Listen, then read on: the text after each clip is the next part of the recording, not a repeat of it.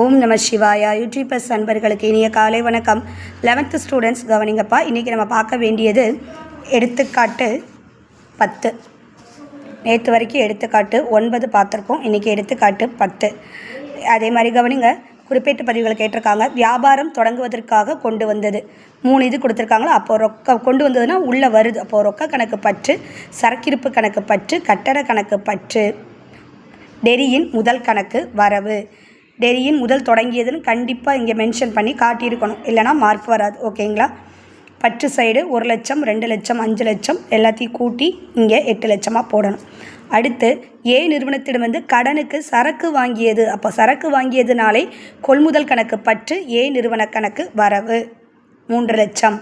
வங்கியில் ரொக்கம் செலுத்திட்டோம், ரொக்கம் நம்மளை விட்டு வெளியில் போகுது. அப்போது உள்வருவதை பற்று செய், வெளிச்செல்வதை வரவுவை. அப்போ வங்கி கணக்கு பற்று, ரொக்க கணக்கு வரவு 80,000. அடுத்து கவனிங்க. பி நிறுவனத்திடமிருந்து சரக்குகள் வாங்கியதற்கு எடுப்பு அட்டை மூலம் செலுத்தப்பட்டது. நம்ம சரக்குகள் என்ன செஞ்சுருக்கோம், வாங்கியிருக்கோம். எடுப்பு அட்டை மூலம் நம்ம என்ன செஞ்சுருக்கோம், செலுத்தியிருக்கோம். எடுப்பு அட்டை அப்படிங்கிறது என்னது, வங்கி சம்மந்தப்பட்டது. சரக்குகள் வாங்கிய அப்படின்னு இருக்கு. அப்போ கொள்முதல் கணக்கு பற்று, வங்கி கணக்கு வரவு அப்படின்னு சொல்லி 5,000 மென்ஷன் பண்ணி காட்டணும். ஓகேங்களா. அடுத்து ஏ நிறுவனத்திற்கு நிகழ்நேர மொத்த தீர்வகம் மூலம் தொகை செலுத்தப்பட்டது. ஓகேங்களா.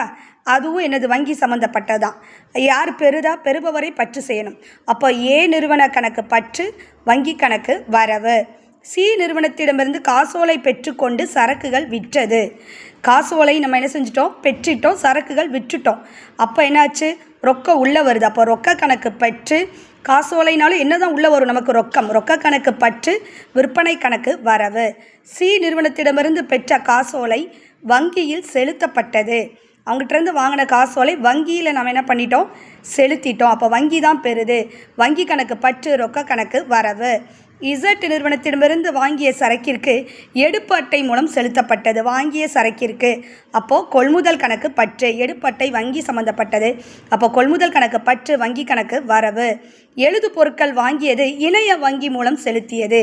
இங்கே நம்ம சரக்குகள் வாங்கலை, எழுது பொருள் தான் வாங்கியிருக்கோம். அதனால் எழுது பொருட்கள் கணக்கு பற்று, வங்கி கணக்கு வரவு. டெரியின் வருமான வரி காசோலை மூலம் செலுத்தப்பட்டது. நல்லா கவனிங்க. இதுக்கு என்ன என்ட்ரி வரும்னா, எடுப்புகள் கணக்கு பற்று, வங்கி கணக்குன்னு வரும். எடுத்ததுன்னு இல்லையே நீங்கள் யோசிக்கலாம். ஏன்னா வருமான வரி நம்ம தொழிலோட முதல்ல இருந்து தான் என்ன செய்வோம், எடுப்போம். அதனால எடுப்புகள் கணக்கு பற்று, வங்கி கணக்கு வரவு. ஓகேங்களா. இந்த சம் உங்களுக்கு புரிஞ்சிருக்கும்னு நினைக்கிறேன். புரிஞ்சிருந்தா